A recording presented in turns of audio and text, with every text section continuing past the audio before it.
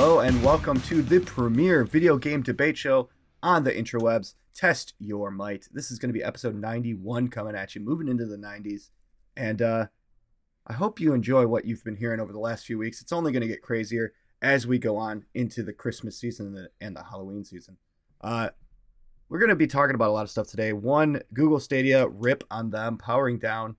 And also, we're going to try to make Scorn a very, very graphic adult game for the Xbox and other systems coming out this October into a family-friendly game, which is crazy to think about alone.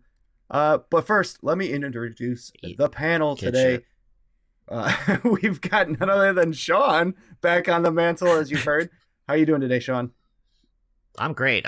Like I said, I'm very prepared for whatever we have to do tonight. You said that was hard. On the opposite end, it's so super easy. Didn't take me any time. All right, and fighting against Sean today for the mantle, for the trophy, for the winning streak, hopefully coming back. Stubby Stan, Cicero Holmes, the Mafia Lord himself. How are you today? Come along and ride on a fantastic voyage. Shout out to Coolio. There you go. Ready to go. All right. Well, if you are listening to us on a podcatcher of your choice, make sure to leave us a 5-star rating down below. Maybe to type us a review. Even if you don't want to type us a review, hit that 5-star if you enjoy us. Also, if you're watching on YouTube, we see you guys. You see us. Let us know how you're thinking down in those comments. Hit that sub, the bell, you know all the things. Hit them. Let us know how we're doing over here. Got a little bit of housekeeping today. Number one, the Rings of Power episode 5 review is out. And also the original Hocus Pocus review, which is doing pretty fantastic over on the YouTube right now. Those are out. And go and check them out. The Hocus Pocus is a lot of fun. Lots of family-friendly content with humor. And we've got that Hocus Pocus 2 review and the Rings of Power episode 6 review coming out later. We should already have the Rings of Power one out. If you haven't seen it, take it back a day. You got it. And Hocus Pocus should be coming out this Friday. Enjoy those when they do come. Let's get into our question of the week today. The Getting to Know Us series. What was your favorite toy growing up? And that's excluding video games. What is your favorite toy growing up? Sean, over to you first. How you doing? I'm good. It's the Hearts of Weaker Men. That's still my favorite. Now, there was like this bendy limb Oreo person. It was like an Oreo character that just had like cream limbs or whatever. I apparently spent a lot of time playing with that to the point where like it got dangerous. There was like a metal bit poking out of at least 3 out of 4 limbs at some point. I was still playing with it. So, all right, like a Gumby lookalike. Is that what it is? It's like a little bit. I mean, kind of. It was definitely like thinner limbs, but yeah. The late 70s, early 80s was littered with those recreations of the Gumby likes, right? Where it was rubberized plastic. Don't put it in your mouth. Rubberized rubber, right? Everybody put it in your mouth with just like 2-gauge wire, hanger wire inside that will allow you to pose it in different ways, and eventually that rubber would break apart and the metal would stick out. And create a weapon. Would cut their mouths on it. And yes, and then impale other kids with it. Cicero, Impalement Man. What is your favorite toy? The Impaler. Let's see. So there was in 1970. Oh man, I want to say it was 1979. My parents got me these for Christmas 3 12-inch Star Wars characters. Mm-hmm. It was a Chewbacca, a Darth Vader, and a Han Solo, and they were super tall. Like the Kenner figures were 3 3/4 inches or something, like, or 4 3/4 inches or something. But these were full 1-foot characters. But they weren't really well made. I remember the first day I got them, I twisted Chewbacca's arm enough that it kept falling off. But those were great. Those are great toys. But my favorite toy was a multi-purpose toy. It was called Jetfire, as the toy. Mhm. In the cartoon, it was, I think, Starfire. It was a transformer, but Okay. it also was the Robotech Veritech fighter from the series Robotech. Also, it is the Gundam from Gundam. So if you know what Dang. Gundams are, that's what it was. And so it turned into a jet, and then it was a jet that turned into a dude, and the dude had a big gun, and the gun was like the missile when it was a plane. It was awesome. It was awesome. I really wanted this thing. I finally got it for one of my birthdays, and I was able to transform it, and I was able to play Transformers with it. Mhm. I was able to play Robotech with it. I could play Top Gun with it, right? Like, it did all the things. It transformed into other genres in other games. It was the best. Wow. That's insane that it could do all those things. That is a Yes. very versatile toy. Yes. Growing up. I I didn't remember that Beast Wars was a thing, and I had Right. tons of those little figurines, making a robot into a cat and backward stuff. Right. So good. So anyone that knows me knows I love Lego. Unfortunately, I didn't grow up with Legos. I didn't have them at my disposal, so they are not my toy. And then I thought about it, and I was like, "Ooh, I played with Pogs a lot. Pogs were like little coaster things with decals and all kinds of things, smaller than coasters, kind of like a little bit bigger than a quarter." But the thing that I played with most was Crazy Bones. And I don't know if you remember Crazy Bones. Growing up, there were these little weird plastic pieces of doo-doo that were just like, you would set them up and they would stand up. They'd have faces and all kinds of different things, certain colors, different spackles of paint that were definitely toxic for children. And you would flick them across like any flat surface at other ones and knock them down. There was a game involved with it. Definitely not the best for putting in your mouth because you could choke on them. But they were cool. They were all unique. You'd buy little packs, kind of like trading cards, and you would get random ones, and they would all be different and all a little bit unique, which were kind of cool. Crazy Bones for sure.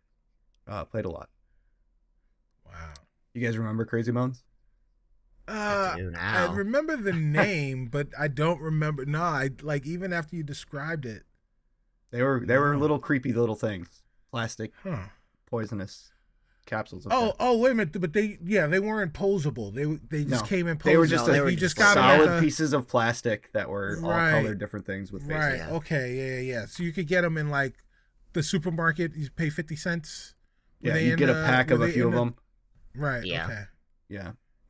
They were never in like a quarter machine, I don't think. If that's what you're Oh, going with. okay. They were Yeah, more in that's like what I was going for. they were more in like plastic packaging for like $3, and you'd get a Oh, couple all of right. them. Sure. On to what have we been playing?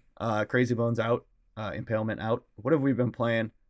Go over to Cicero. Cicero, what have you been playing lately? More of the same is the more things change, the more things stay the same. Finished up the Call of Duty Modern Warfare 2 beta. I don't even know what the names of the Call of Duties are anymore. They should just start calling them, like year numbers, because at this point they've already, right? Like, this is Call of Duty Modern Warfare 2, right? Because this is the second Well, Call just of Duty two, Modern Warfare technically. 2. NW2. It is technically the second iteration of that title, but it Right. is a standalone experience from the remake of Modern Warfare. Right, which is a reboot of the original Modern Warfare. Which was Call of Duty 4. Right. Mhm. Exactly. So this is so Modern Warfare 2 was Call of Duty 4 Modern Warfare 2. Mhm. Right? And so this is Call of Duty Modern Warfare 2 without the 4. Yeah, technically. So it's a different game. Stop it. Call it year numbers. Call it Call of Duty 22. Starting to bridge Right, that gap into COD the Kingdom Hearts territory. COD 22. COD 22, and then the next one that comes out is COD 24. and you know, you want to 25 call technically, it. because Well, they're waiting 2 years. Well, then you got to Yeah. have like a F or a P for like future or past, because I got to know which group I'm going in. That's true. That is true. I assume. That is true. Yeah. And then you need like a square root symbol or a pi symbol. Right. You got to get Well, all yeah, the numbers in You got to get it in there. Right. You got to solve for pi, the quadratic equation. But anyway, so yeah, I played that. It's damn good, right? Like, and it really, sometimes I hate games because like they reactivate parts of you that were dormant, and then you're like, oh man, now I need that itch scratched. Mm-hmm. And it makes you go out and get the game, right? So that, you know, it does a good job. But so that the beta is over, so now I got to wait for the game to actually release, and I'll probably start playing that game. But in the meantime, I'm playing all the same games that I've been playing before: Madden, MLB The Show, and Fall Guys. They're fun. All right. Yeah. Good stuff. Sean, how about you? What have you been playing lately? So I've been playing less Destiny 2, but every time I have been, it's been raiding. So like last time raids happened, I like the last one I didn't do with like other people besides like my immediate friend group, because I didn't want to learn like the actual call signs for stuff. There was a lot of like symbols you needed to know, and I just refused to learn that like what we were calling horror pigeon was supposed to be like gift or some shit. But this new raid, luckily, it has none of that, and I can just play with with anybody. So I've been just doing. That's been like every time, like every week, I like maybe play like do that for a couple hours, and that's pretty much what I do for that week because everyone else is busy. So that's the Destiny time, but it's been a while, so I actually have like things I've finished since then, including Metal Hellsinger.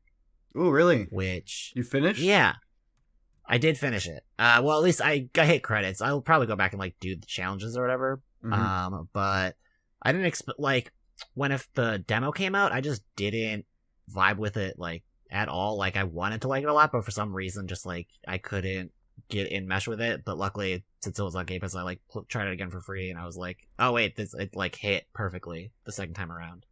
And you know, if you like that kind of music at all, and you want a good like shooting to the beat sort of situation, it's a really good one, I think. And it was great having Serge Tankian sing me through killing, you know, the big evil boss of hell. So. Wow. Fully recommend. Yeah, I played the demo when it came out. I did not download it yet. I've just been hooked on a few other things. It is in my playbook. I enjoyed the demo thoroughly. But for myself, I have been really smashing through Grounded. I've enjoyed it a lot. Mike and I were able to, or stay-at-home gamer, were able to play for about 2 hours on a shared world. And haven't played with them since, but it was pretty fun to play with the multiplayer. I've been just doing a single player element and just going through and having fun building stuff. That's one of the features I really wanted to touch base on, is just base building. Is this your first go through in the game? Yes, okay. I stayed away completely. Preview. And this is the first time I've really tried it at all, or watched or played or anything. So it is a very fleshed out survival game, and I'm definitely enjoying it for what I've been playing. I think I'm like 7 days in, if anyone knows what that means, and building a base and going through tasks and kind of just like enjoying being small. Definitely taking you back to that Honey I Shrunk the kids kind of aspect.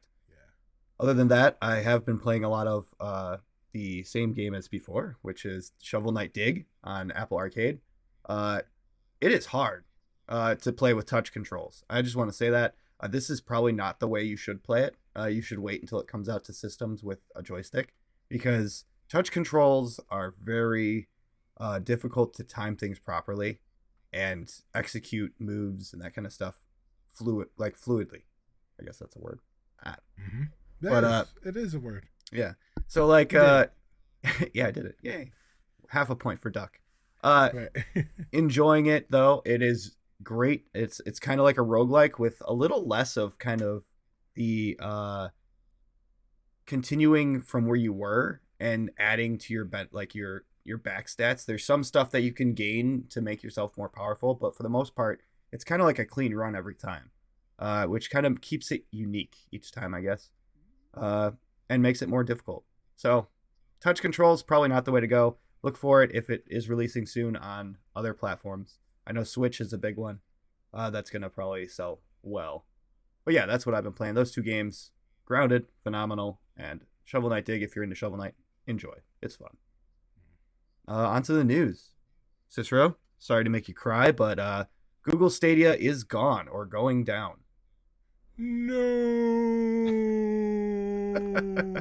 I'm sure you have a catalog of games, or you have a lot of save files on there that probably going to lose. Upsetting. I know I've seen some talk about players that have done Red Dead Redemption 2 and Destiny worried about losing their stuff because they've put so many hours in. I think Destiny transfers over, but Red Dead 2 probably not. So Destiny 2, so your content or your characters carry over, your characters are cross progression, but the DLC is local to the platform that you purchase it on. Oh, okay. Yep. So you can play your Destiny character on Stadia, PS5, Xbox, whatever it is that you'd like. But wherever you buy your DLC, that's your home base. And if people bought their DLC on Stadia, which is a viable option, right? Because all you needed at that point was an Xbox controller that connected to a Chromebook and internet access and high-speed internet access. And then, you got Stadia. And it was a great place to play games. So that's gonna suck, but it won't suck as much as it won't be as terrible as some people would think that it would be, or it seems to be at first blush, because Google is coming back and saying that they are going to refund all of the players that made purchases on Stadia. So in full. So any games that you purchased on Stadia, you will get the full amount for those games back in the form of a refund.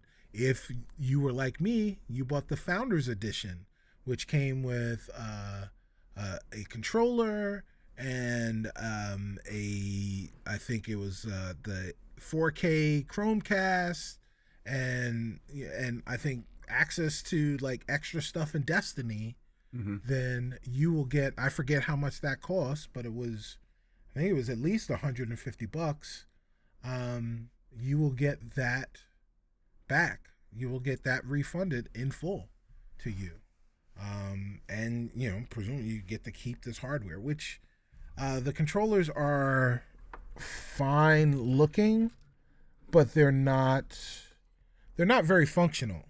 I don't know if you can see this.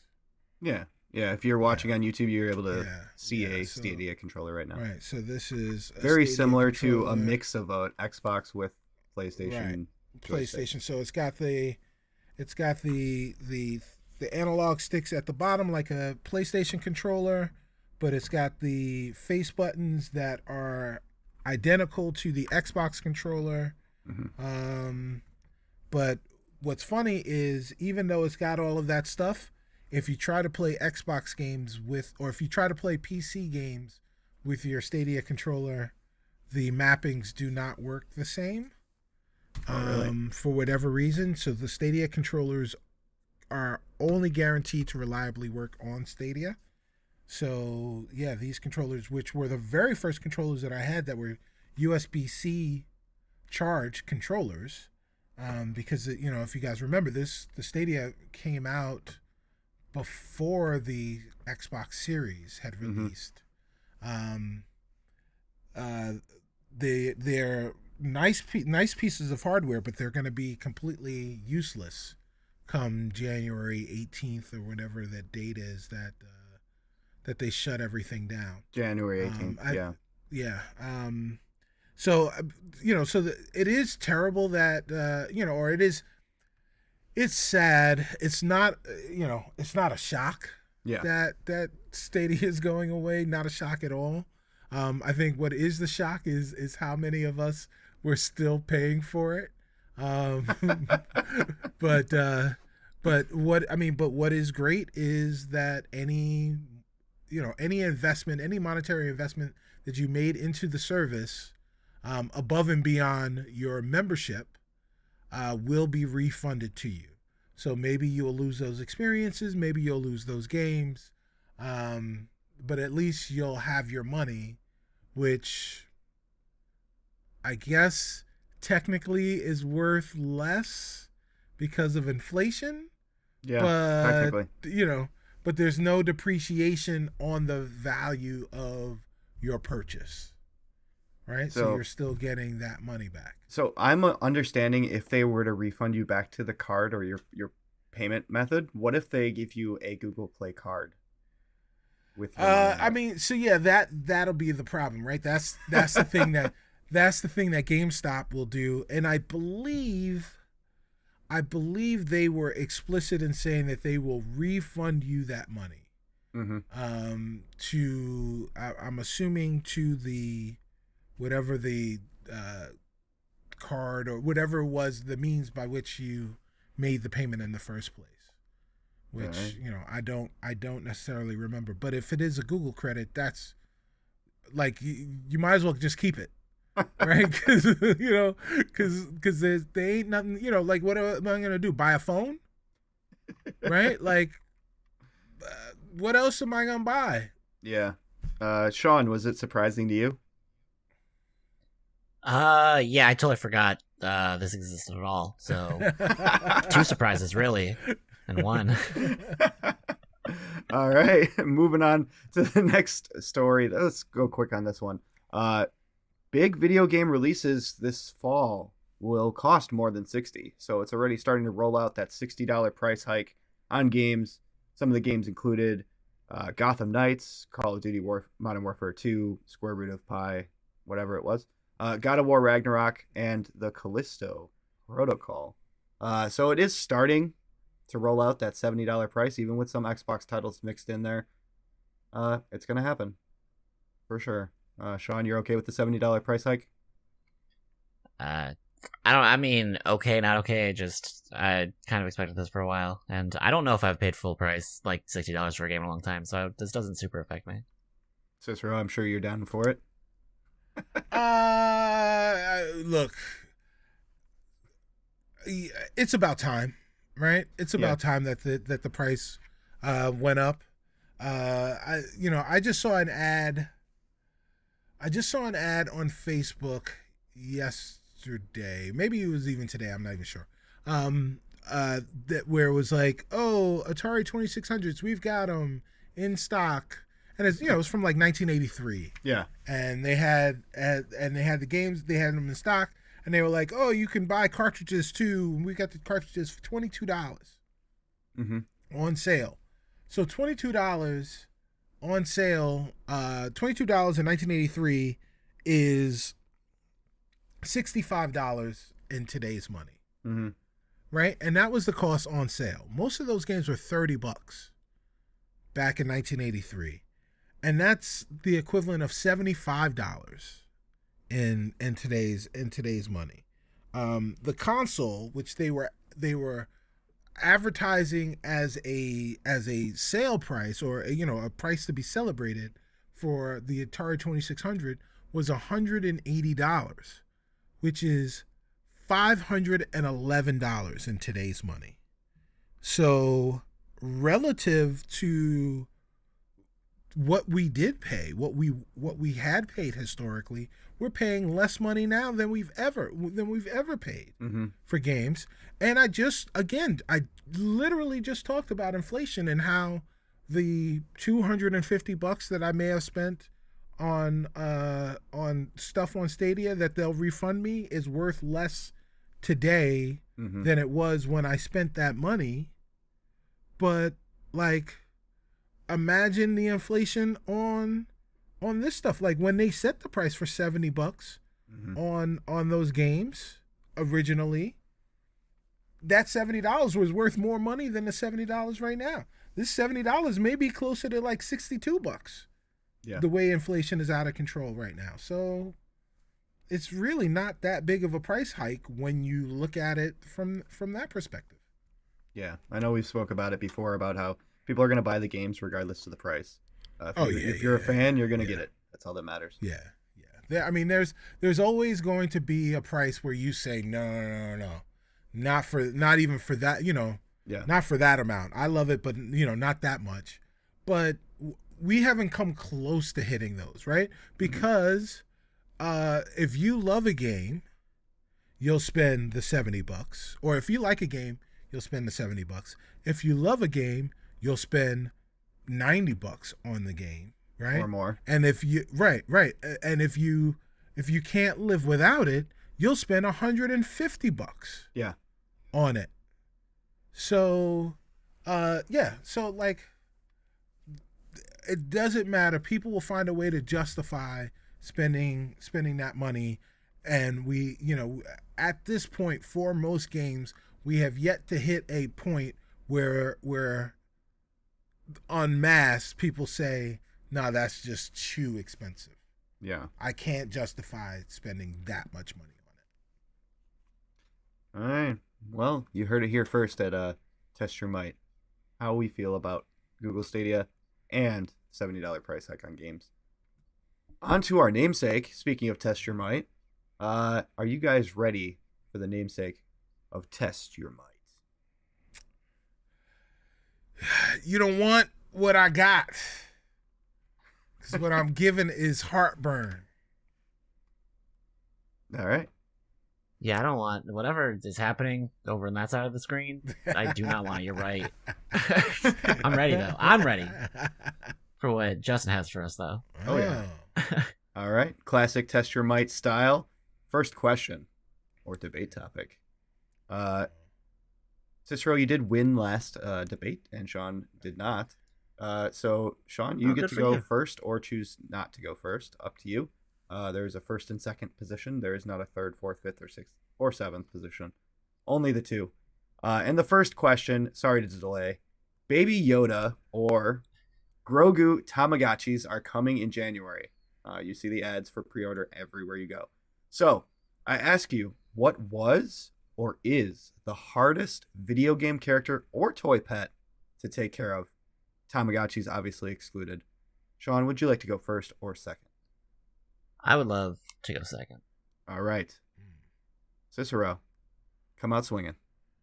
Oh, man, I did not realize that we were Debating? we were doing toys as well. I only thought about video game characters. But that's one of the options. You could still fight it. Right, it is one of the options. The hardest toy pet to take care of is one of the best toy pets, and that is sea monkeys. Those toys? Those are living beings. It's a toy pet. All right. Sea monkeys it is. You can go ahead. Sean, would you like to state yours and then come back to Cicero, or would you just like him to start out describing his sea monkeys? No, I can go. And Cicero might be saved because I'm going to what some might see as forgo this topic. The hardest video game character to take care of is whichever one your loved one is playing in a co-op experience. Yeah. That's very, oh wow, it's very existential, like really outside of the box. It's like the box is over there and this answer is staring at another box. So we're sea monkeys, so this is fine. That is yeah, it's in an aquarium. Box. Yeah, it's staring at the sea monkeys going, Yes. Yes. All right. And in that reflection is the box that it is outside of. This is great. Cicero, go ahead. Why are sea monkeys better than Sean's selection of the significant other? Why? So Or harder to take care of, I guess. harder to take care of? Yes. Right. So sea monkeys are harder to take care of than your significant other's companion character that they're playing with, because you don't know what sea monkeys are. I don't know what sea monkeys are. I've been reading comic books my entire life. I still have no idea what sea monkeys are. Some people say they're krill. Some people say they're actually monkeys of the sea. Some people say they're little baby shrimp. Some people say they're like genetically engineered mutants.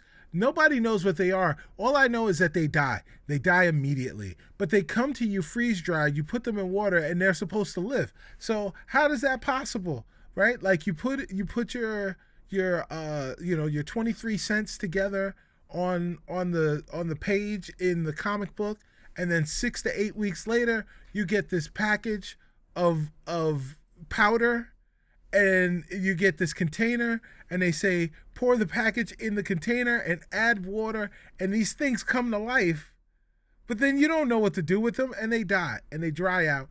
They're impossible to take care of. No one has ever, just like if you've got a friend who said that they beat Battletoads, that third level, they beat that level on the first try, you know they're lying. Anyone who's told you they've taken care of sea monkeys and they've lived beyond 35 minutes, you know they're lying as well. Go ahead, Sean. Yeah, I just got a quick fact check on sea monkeys. Average is 2-year lifespan. Many have gone up to 5 years, according to the official seller. But I don't need, even if immediate death is the case, I'll grant you this, despite the facts. There's just, like, when we're thinking of taking care of, there are things more complicated, I would argue worse than death. Like, the sea monkey exchange is very binary. It's alive or it's dead, and you know it's gonna die. It's gonna die, and it's gonna die fast. And, you know, there's not a lot to that relationship or taking care of it, really. But with another human being and a relationship that you're maintaining that you love, there's so many different ways it can go wrong, and then you also sometimes are still connected to this person, even if things do go wrong and you do not manage to take care of them. And I think that's just more horrific and like a worse situation of not caring for. You both kind of narrowed in on the significant other, which is a significant facet of of what I'm arguing for. But I'm gonna give a little anecdote of what happened just last weekend. I was playing Mario Kart with some of my best friends' younger 5-year-old child. And I kind of mercilessly kicked her butt accidentally the first time around, and so I thought, you know what, I gotta recover so I did what I normally do when I'm playing with someone that's not as good as I am and learning the ropes of a game. I went into, hey, I'm gonna roll back and try to use all my Mario Kart skills to get them to be as high of a place as possible, and I got her to go from 11th up to 6th or 4th consistently for the rest of that cup.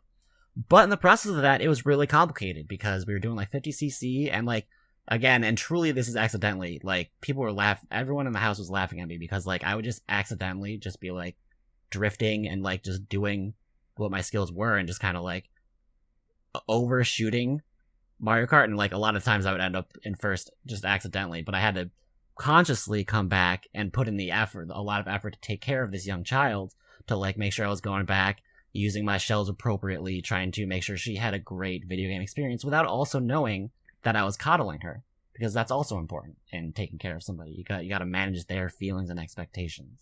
And I think just that whole thing vastly outweighs whatever happens with a sea monkey. Cicero. Yeah, I mean, I see what you're saying, and I definitely do understand that there is an acute level of skill that is necessary to do exactly what it is that you're describing, Sean.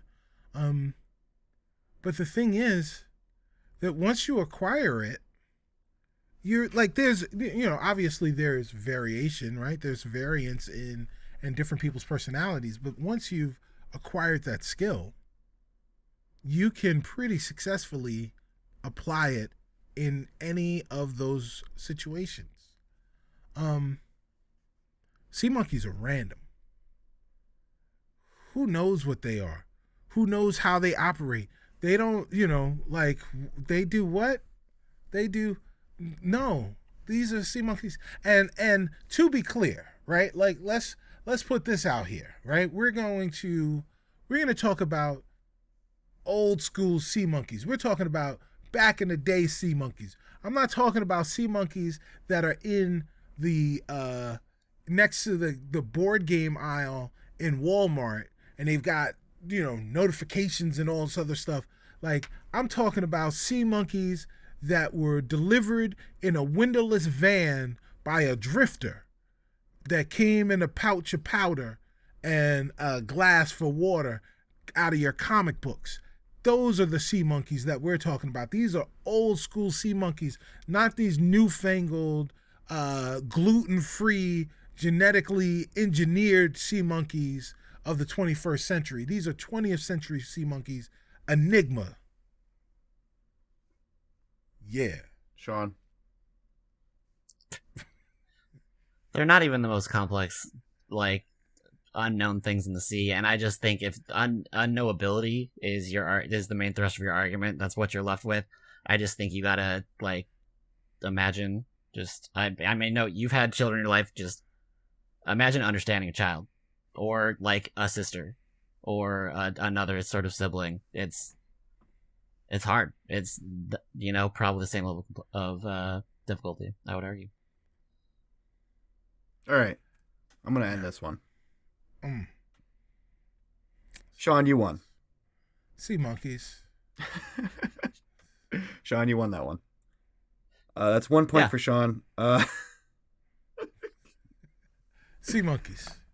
Even with the old school OG water glass sea monkeys, I don't believe that you showed the amount of complexity that coddling, but yet also managing someone else's feelings would do.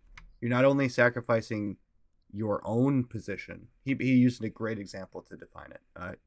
You're sacrificing your own position of constantly winning to help someone else, and then fighting that person to also do the right thing.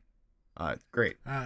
Those sea monkeys always die. You'll always lose. They use salt water. That's hard. Not tap water. That's hard. All right. That's in the powder. The salt. All right. On to the next one, the one that everyone's waiting for. What video game has you guys the most excited this October? Huh? Answer, Scorn. Oh, yeah, that one. The problem is this developer wants to change the game to be family friendly. So you are tasked to remove one aspect and add two to make this game family friendly. No copying. Cicero, you lost that. Go ahead. Or choose to go third or fourth or fifth or sixth or seventh. I'm gonna go first. Okay. After Sean. Oh. All right, Sean. Okay. You're in the lead here. Go ahead. Yeah. So it's remove one, add two, right? Yes. To make it family remove friendly. Blood. Okay. Yeah. Okay. We're gonna remove blood. Mm-hmm. We're going to add cartoonized animal skins over everything humanoid, and we're gonna add petting a dog. A companion dog? Just a dog that is there that you can pet at some point. A companion would be nice. Okay. Would you like to go ahead and describe your game, or would you like Cicero to give his and then come back to you? I mean, it's Scorn. It's the same as Scorn, just with these textured differences. All right, Cicero. Yeah, go ahead. All right, so we're going to remove. We're gonna remove the color green, and Completely, like from all textures Yeah. and everything. yeah. Okay. So, right. Mhm.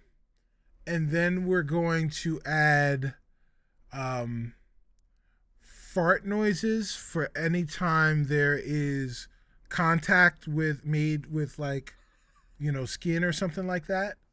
And any jump screams where like you turn around and there's supposed to be something there. We're gonna do a raspberry sound. You stick your tongue out, so it's gonna be raspberry noises.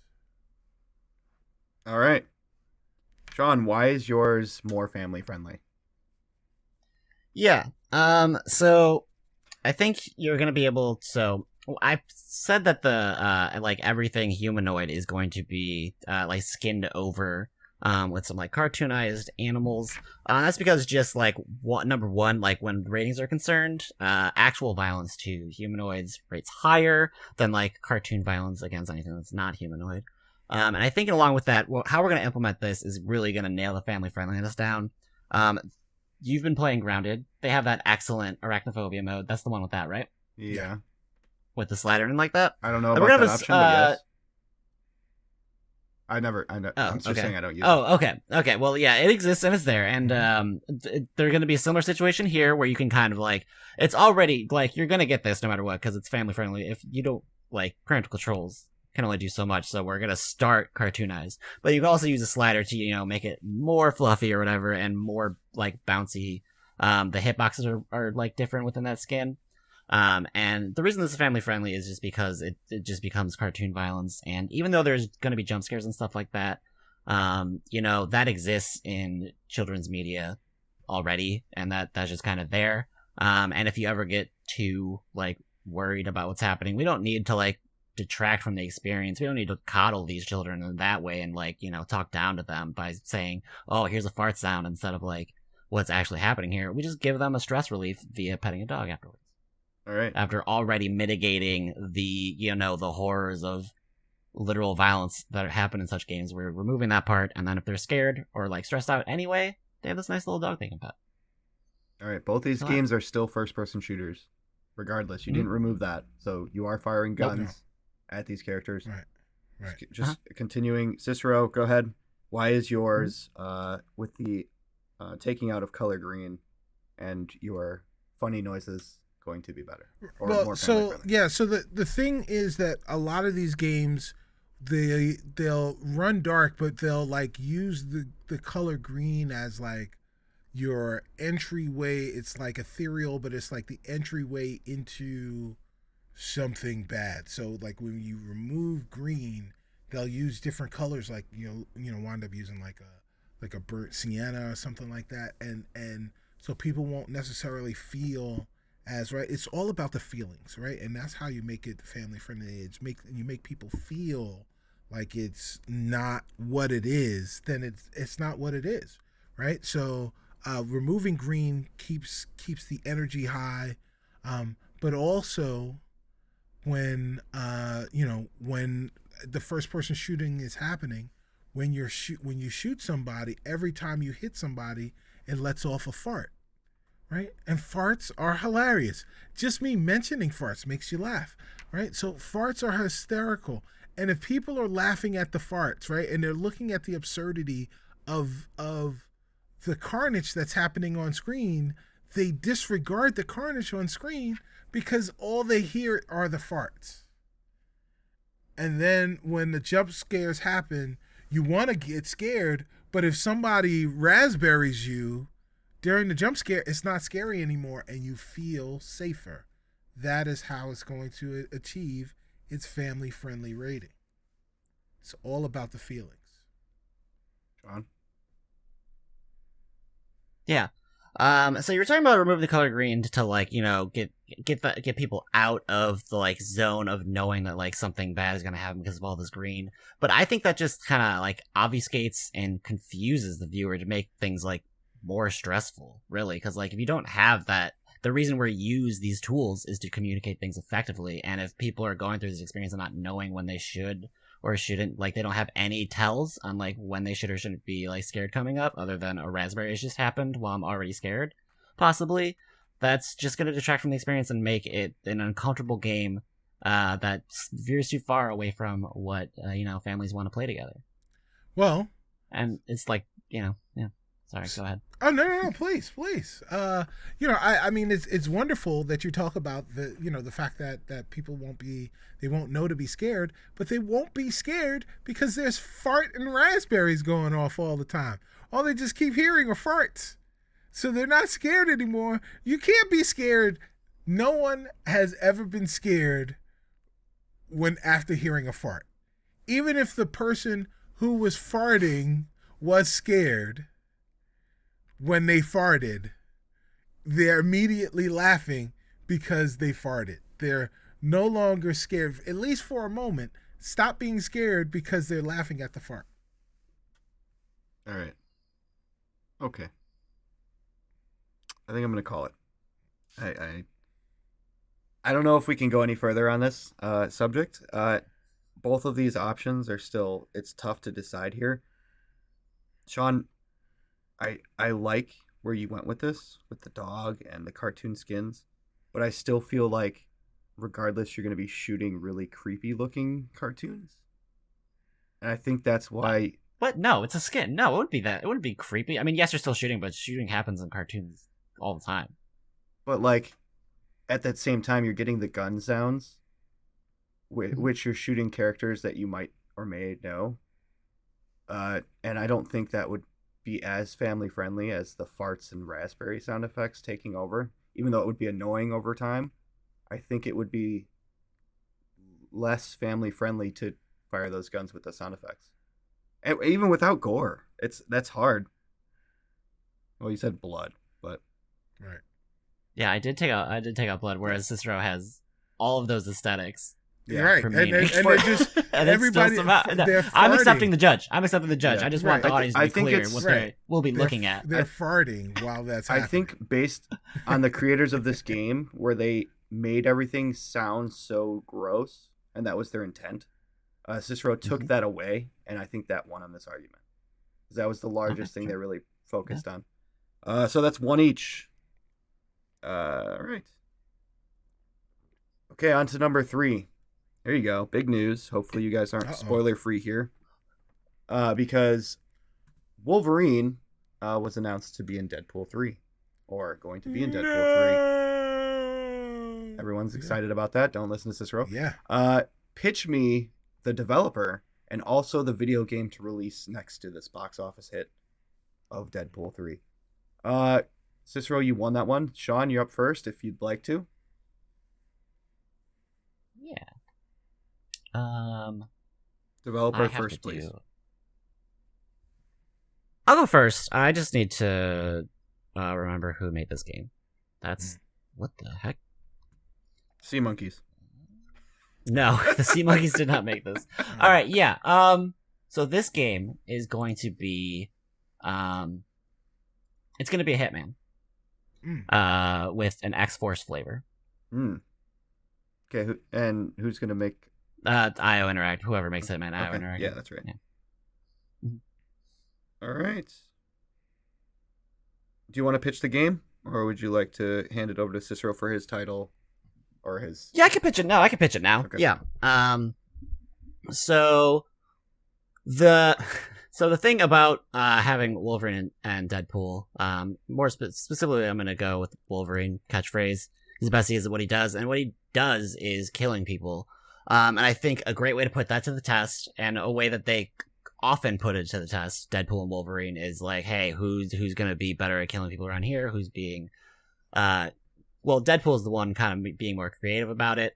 But I think having this competition flavor, especially because if we do the X-Force kind of theming, because that's kind of more skewed towards this like rivalry situation already canonically, and like kind of the right tone I'm trying to strike here. Just trying to have these two kind of be the best at killing and using, these sorts of situations that Deadpool gets into would make a very flavorful game that people love to play and to watch. All right. I like it. That's interesting.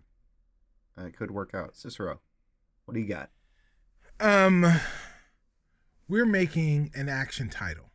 Okay. Right?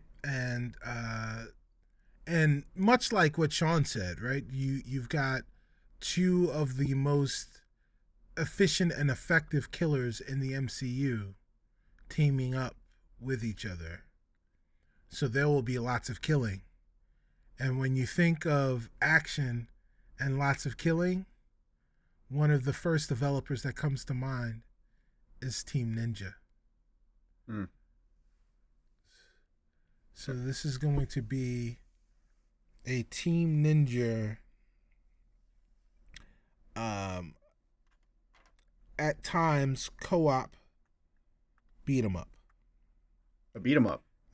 Well, not a beat 'em up, but like an action, like Devil May Cry, just action fest. Okay.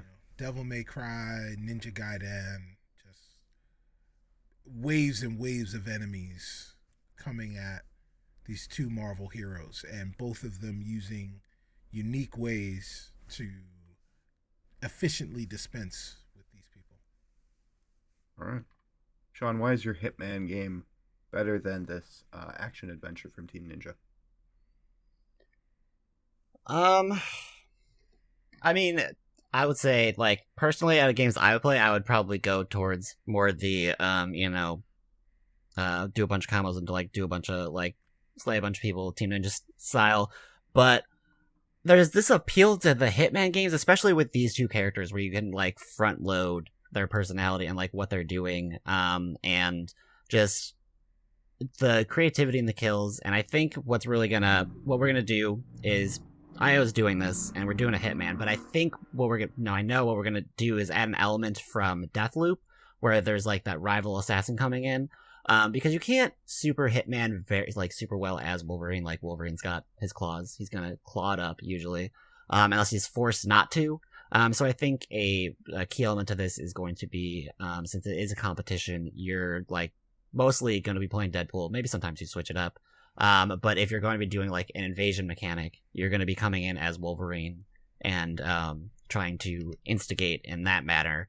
And that kind of isometric gameplay is going to be just something that adds flavor and longevity to the game that maybe the Team Ninja property will not have. All right. I like that whole kind of like both fighting for the spotlight aspect, because that's what the movie's probably going to have in it.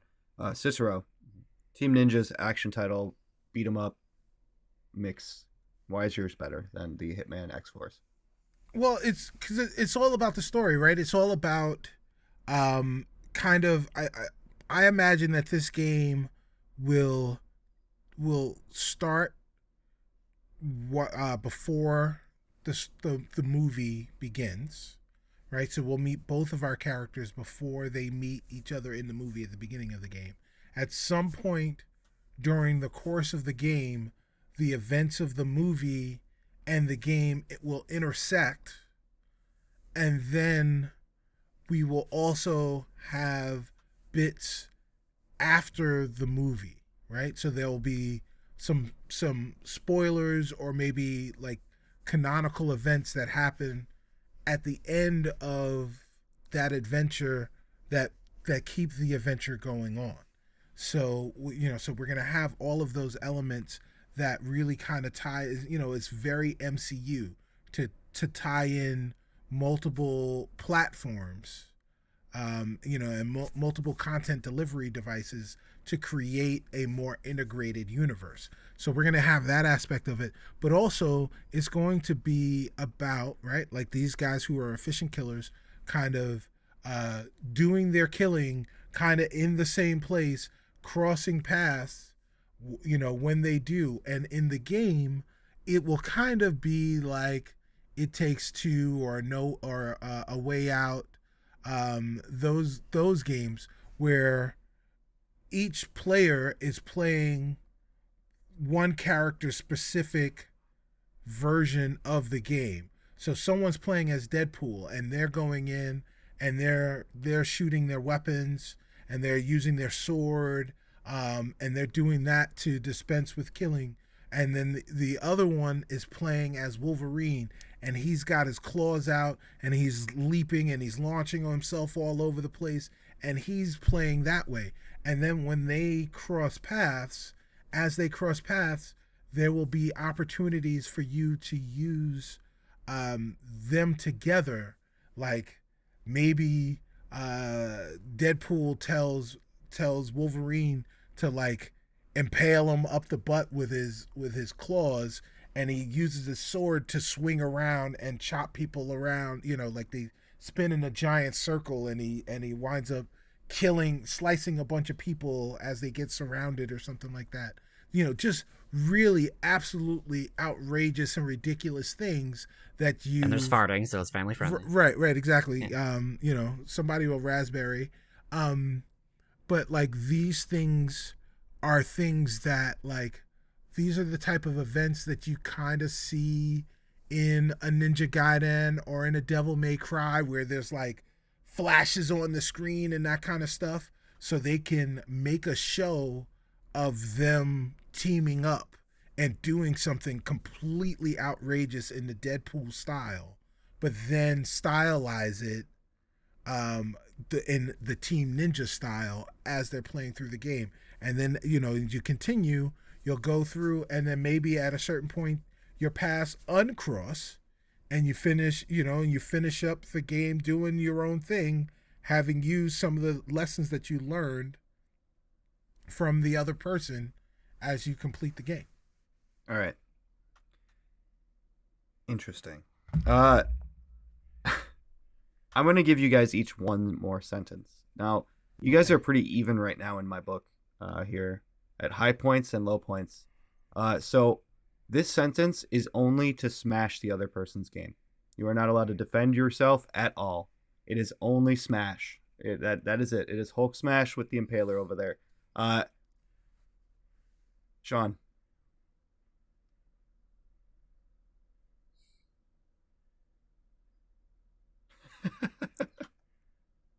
I was so ready. I wasn't going to defend, but I was so ready to speak up more of my thing. So, give me. Would you like Cicero to smash first?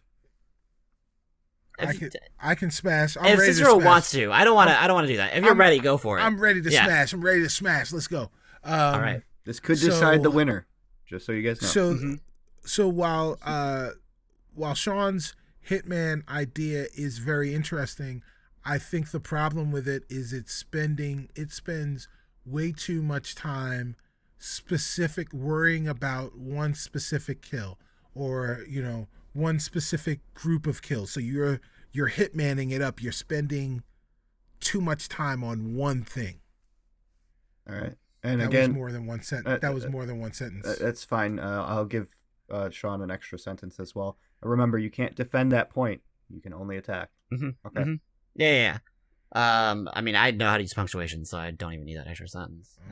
Like semicolons and stuff. No. So the problem with Cicero's game is that it falls into the same problems that the MCU does in general, which is that it focuses too much on the action and some character beats instead of fleshing out the world that everyone wants to live in, and spend more time in, which a Hitman game does very well.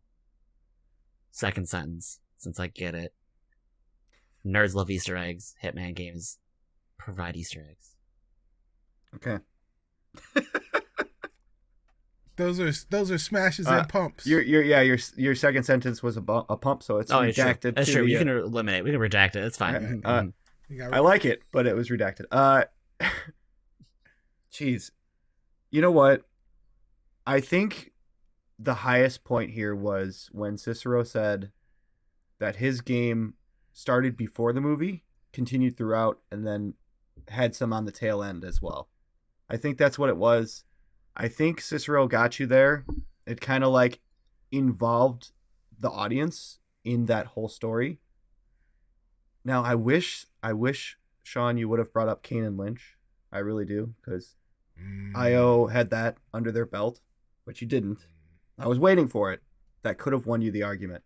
I know nothing about it other than that. Yeah, controversies about negative review scores. Very, Very all I know nice about Kane co-op Lynch. experience. Yeah. Where two characters flushed out a great story. I forgot it. I mean, I heard it got like a 4.0, so I don't know if I believe you. But. Yeah, the first one was okay. The second one was much better. Yeah, if I remember correctly. Yeah. so that's 2 for Cicero. All right. Deadpool 3 out. On to the blind fight. Are you guys ready? Mom's lasagna. I can't see. I thought I was, but Mom's lasagna. I don't know anymore. Sea monkeys for life. That's right. Team Swordfish. Okay.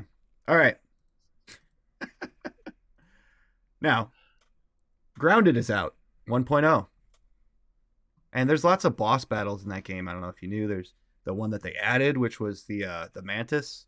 There's Black Widow spiders. I am the mantis. Dude, there's a whole bunch of enemies. You'd probably, if you go in the water, you could probably see some sea monkeys. You've got hedge broadmother. Giant spiders. Monsters. What is the next boss battle you are going to fight in this game? What are they going to add? But it's not going to be an insect. Perfect.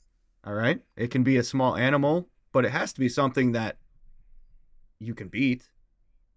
You know, it can't be a tiger or something that you just aren't going to stand a chance. Tiger. All right. All right. Cicero, you won that one. Sean, would you like to go first or second? I'm going first. It's a lawn gnome. Go ahead, Cicero. What'd you say, a lawnmower? Lawn gnome. Oh, a lawn gnome. Oh. Okay. I'm guessing it's going to be like electronic and like a All right. robot or something.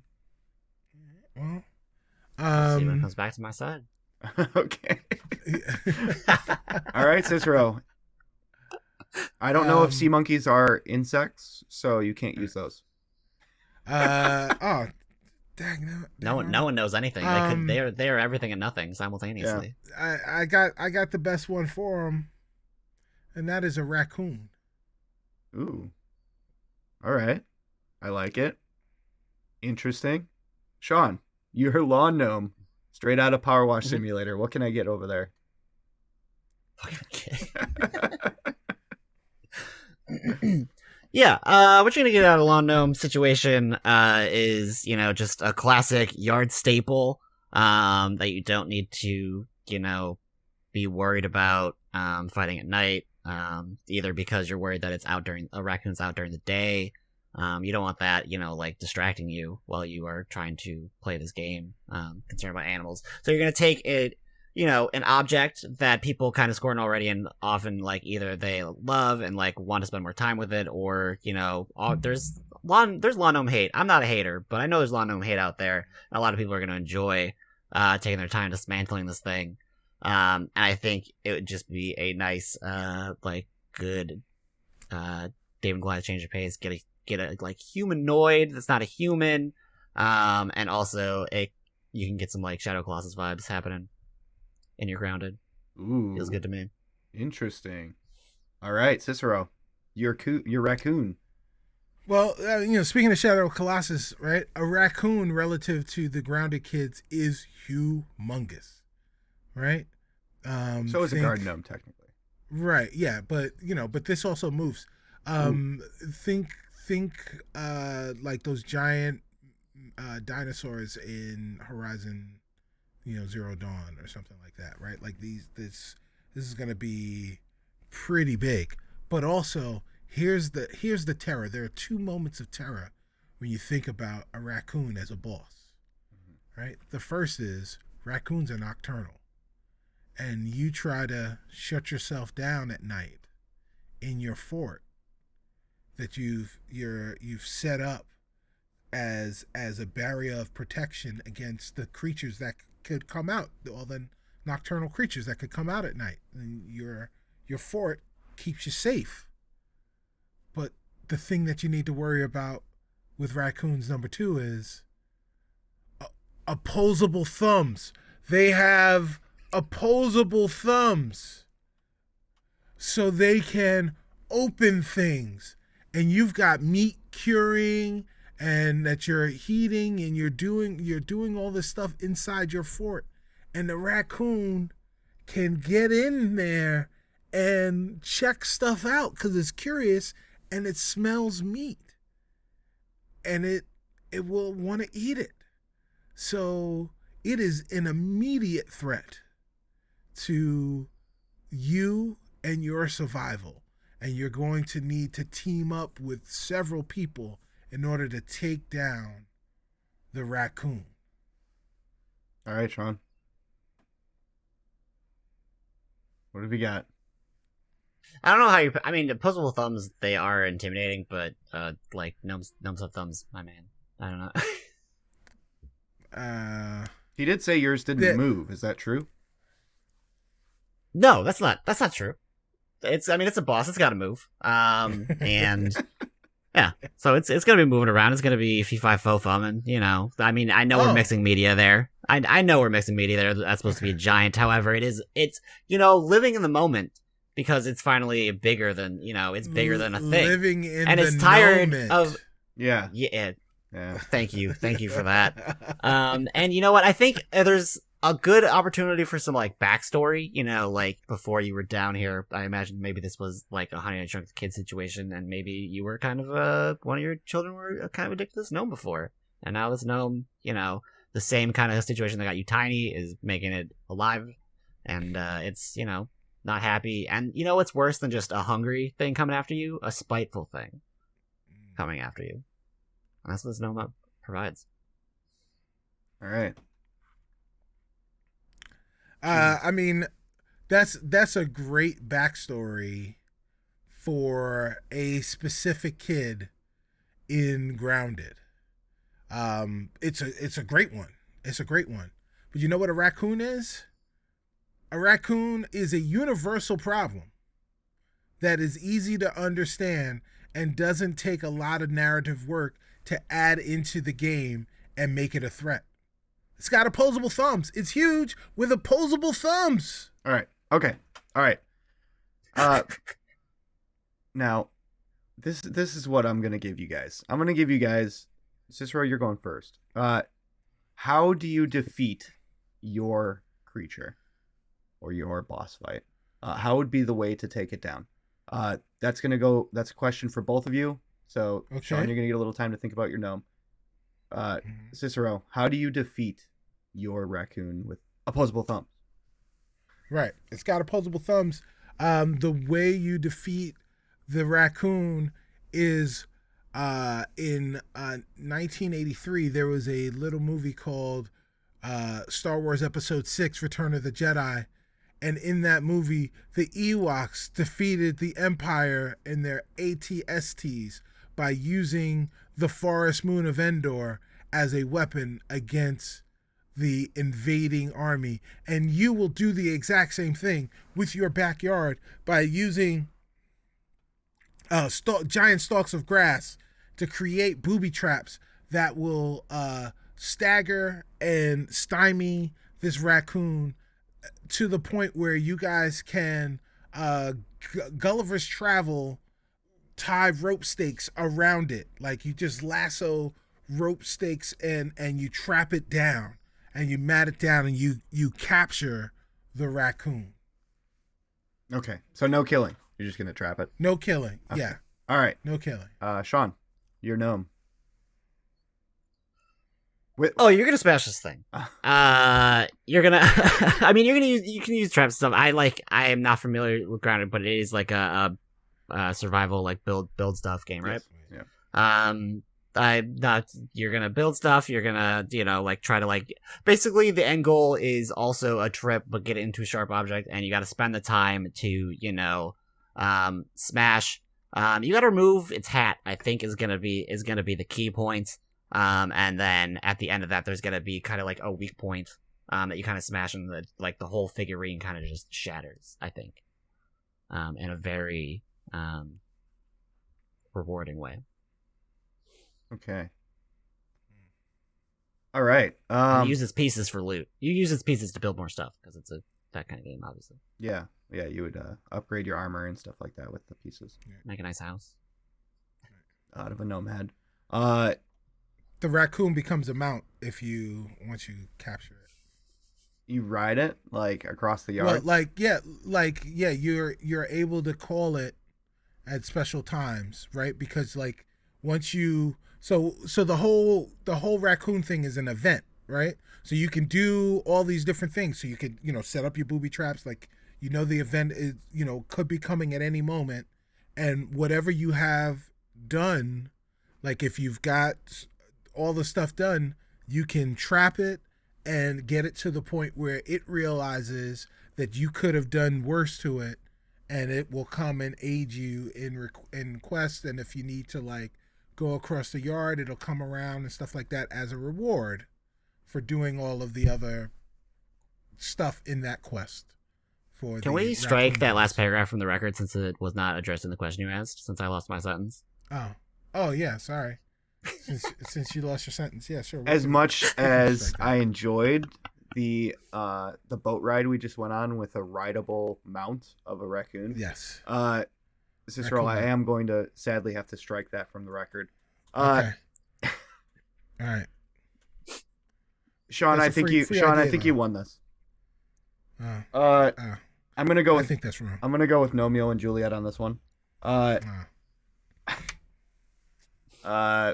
I feel like one of the cool things about this is you've got a gnome, and most people have multiple gnomes in their yard. If they have one, they have multiple ones. And I feel like this could be a territorial kind of gnome setting. I do like the ravaging through your town or your base at night with the raccoon. I do like that. I think that would cause a lot of rage compared to the gnome. Opposable thumbs. Yeah, gnomes had them too. Yeah, Sean, you got this one. On to the Metacritic score because it's 2-2 now. Speaking of a fate worse than death, the Metacritic zone. Right. Yeah, right. You know what? Cicero, go ahead and plug us real quick. Get us our. Sure. Yeah, go ahead and do that. I'm gonna bring it up. Yeah. All right. So, hey, while you guys are watching this, remember, if you're watching this on YouTube, remember to like and subscribe and hit the notification bell. And, do all of the YouTube things. Comment, tell your friends, that kind of stuff. We're on the road to getting our own personal links. So please make sure that you help us out so that we can help you, help us, help you to more funny podcasts from What the Fun. Check us out on Twitter at What the Fun Pod, and make sure you email us and follow all of us, our hosts, and all of our wonderful guests like Sean on the social media platforms that Sean uses, which are none. So that is great. Make sure you follow Sean there on none of them. Okay. All right. Back to you, Justin. Thank you. I used my opposable thumbs, and I got a score for us. So powerful. Yeah. Very powerful. This is a game we did mention, and I hope you guys. I know Sean doesn't know, and I doubt Cicero knows what the score would be for this. This is the original Kane and Lynch Dead Men for the Xbox 360. Out of 100, no decimal points like Brian. Sean, don't type the. What are you doing? Don't look it up. No. I'm not looking it up. Trust me. I'm not looking it up. I would never besmirch. Hands up. I would never besmirch the honor of yeah, this. Right. Hands up. What? I'm sure what the year- entire what year is audience this? just was like, "Wait, what the heck's going on right now?" Right. I would never. What year is this game? This is 2007, prime time for Xbox 360. 07. Yeah, so this is the Metacritic game. If you guys don't know, listeners, viewers, we do kind of a Price is Right kind of thing. They each give out a number out of 100, and they guess the Metacritic score of the game, which is Kane and Lynch Dead Men. And if you go over, and the other person doesn't, then you don't win. And if you both go under, then it's whoever gets closest to the number wins.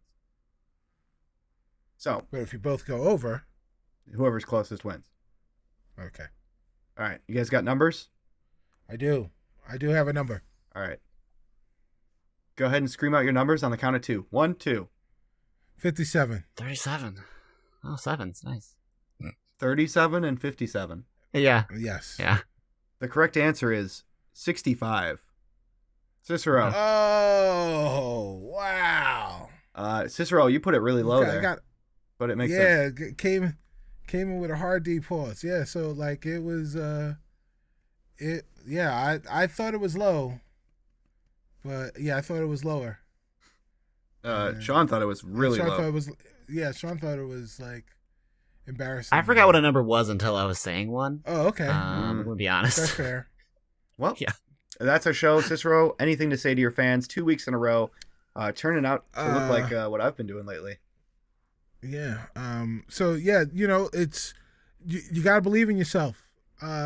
Don't listen to the haters. And when you do this, you can win in the end. Win in the end. All right. Cobra Kai. Oh, plug for Cobra Kai. Nice. Yeah. All right. That's our show. No, we've got the leaderboard. Everyone listening is just like, wait, what happened to the leaderboard? Yes, I'm just kidding. Onto the leaderboard. This is a good one. Top 5 video game characters or creatures to replace Grogu, if you didn't know, Baby Yoda, with in Mandalorian Season 3. So that's going to completely move Grogu out and put this new creature or character in. Okay. Sean, go ahead. Okay. Opposable thumbs. Psyduck. Psyduck. Yep, no. Well, yes, I Psyduck. think. Maybe? I don't remember. No, he's got 3 fingers. Just 3, like little. Okay. Yeah. Rabid Peach. Rabid Peach. Okay. Yeah. The Raving Rabbit from the Right. Mario crossover. Mhm. Yeah. And do I want to be toxic or nostalgic? Claptrap. Ooh. I clearly went with toxic there. Claptrap. Right. Cicero. What are those things what are they called? Porgies? That the Porgs, yeah. Yeah, the Porgs in not the Force Awakens. It was in the good Star Wars. Oh, that's Jedi. The second. Well, now we can't answer you because. Right. But I think the Porgs Yes. were in episode 5. Or no, sorry, not 5. Episode 8. 8.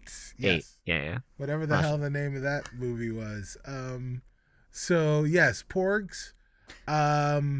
Where else am I going? I'm going Yoshi.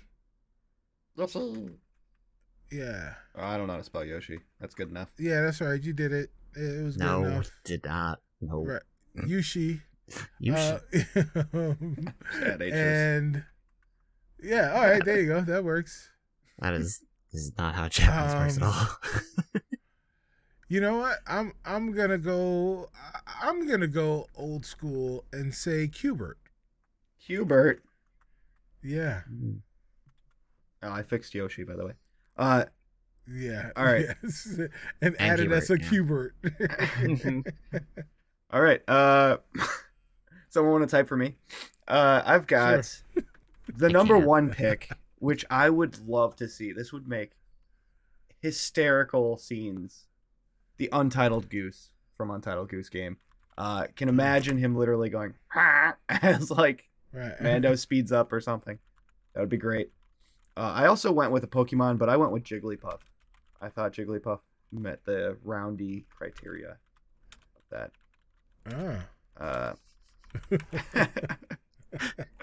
And then my last is one of the slimes from Slime Rancher. Just one of the classic pink slimes. Yeah, this is entertainment for us. Right, Slime Master. Slime from Slime Rancher. Yeah. Okay. All right. Must-haves. Sean, go ahead.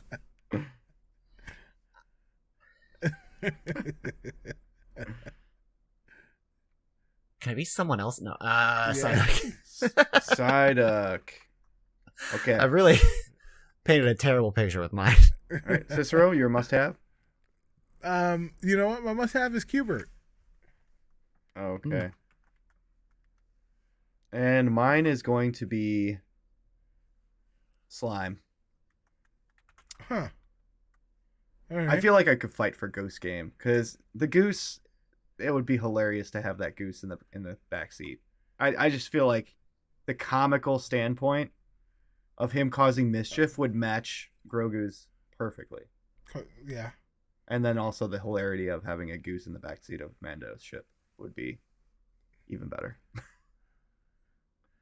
I feel like Yoshi or Rabbit Peach would be. Oh no! You know what? I think Claptrap would be perfect in Star Wars. Claptrap and no. I mean, I already don't watch it, but I agree. Claptrap would be really good. Because like the best thing about Star Wars offshoots is that you go into the genre of it all, and Claptrap goes into bounty hunter, like brings in bounty hunter genre very, very well. And it's already plus Star Wars love robot companions. And so we're getting, and it'd be a great counter to the like very good old robot companion we have in Andor right now, come in with a fresh young blooded, fresh sounding Claptrap. Yeah. Mm-hmm. All right, so I'm gonna defend Goose a little bit because Claptrap is just off my radar completely. Now Claptrap is way too talkative. Okay, way too talkative. Always looking out for himself. Someone's got to talk. Now, for the group. Claptrap, when you see him, we all know what he looks like. We all know he's a mechanical robot. We've seen him before. Little unknown fact is, Untitled Goose here, you lift up one of his wings, little hands that have opposable thumbs, right? So think of all the things that Goose could do inside that cockpit that would be better than Claptrap with his mechanical robot arms. Like, no opposable thumbs, can't hold anything. His mouth is always talking. Yeah, he's got is this canon? Crazy. Is this real? Do I need to Google Untitled Goose? Yeah. You never know until you find out. See this? That's what it is. I just feel like I would have used those hands. Yeah. He did. That's why he put out. I wouldn't have. Well, actually, I just feel like Claptrap gets into mischief, but not the same type of mischief. Like, sure, the bounty hunting aspect is good. But don't you want different types of mischief? Dude, yeah, you want different types of mischief. You don't want him doing the same thing Mando's up to, because the whole thing with Grogu is he gets up to mischief that Mando doesn't want. Right. Now he's got to deal with a different type. Literally what the Goose does paternal. every scene. Every scene, the Goose is doing something different. So basically, you just get Grogu again. So why is Grogu gone if you're just replacing him with a Goose? For the comical element. Claptrap's not funny. Okay, he's annoying. Claptrap's funny like 1% of the time. And the Goose is funny all the time. But the thing is, the Goose is funny within its context of pastoral Britain. Well, if you were to put it's not necessarily frontier space where it's just going to get shot because, like, that's what bounty hunter territory is. Oh, did I forget to say underneath that, in one of the opposable thumbs, he's holding a blaster that he could, like, defend himself. Yeah. There you go. He's actually the storage companion for the Darksaber. You know, if you were just brave enough to have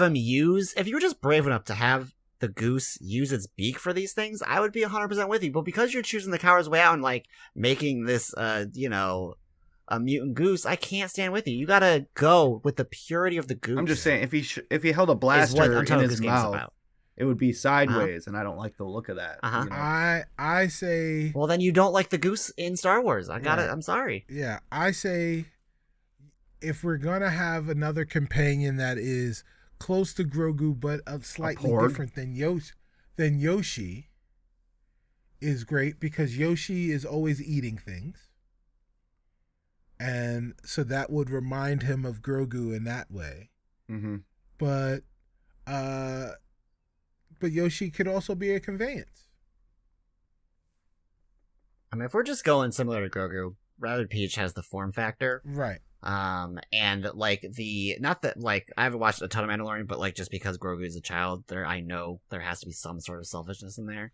And like, yes, Rabbit Peach would be way more selfish than any of that, but still, like, there's that element to it that isn't replicating fully. Right. She's her own thing, but it is kind of rhyming as George Lucas loves. Does Rabbit Peach have thumbs? Right. Yes. Well, yeah. There kind are, of. It's like there mittens. are fingers. Yeah, there are fingers at the end of the hands. Mm-hmm. So I mean, yes. she uses a cell phone. I'm down. I'm down for Peach. Actually, I'm down for thumbs. Yeah. So Rabbit Peach down for and thumbs. Yeah. All right. And we got one more. I am. Yeah. I'm Team Claptrap. I can't I'm like Claptrap. I can't say Team no Claptrap. if it's majority. Can it? I mean, Empire is in power. You can. Can it be Claptrap with a thumb? Yes. Thumb Claptrap. Absolutely. Okay. Yeah, sure. Yes. It is Claptrap when he has the hanger antenna and there's rubber around those antenna, and he uses that as a thumb. Okay. Just So a It's a permanent new thumbs annoying up. upgrade. Yeah. So our top 5 video game characters or creatures to replace Baby Yoda or Grogu with in the Mandalorian season 3 are, not in the following order, no particular order: Psyduck, Cubert, a slime from Slime Rancher, Rabid Peach, and Claptrap with thumbs. And that's our show. Lots of opposable thumbs in there. And that's episode 91. I hope you liked it. We had a late plug already, so I'm not going to go ahead and do that. Hope you're enjoying yourself, though. I'm sure Cicero is. He won the debates. Sean over there coming back again with great arguments, always. And thanks for sticking around if you did. We listen to you guys, so let us know if you don't agree with the adjudicator here, and Right. you think the opposable thumbs did not win the arguments. Let us know. And that's our show. Test Your Might 91 out. Peace.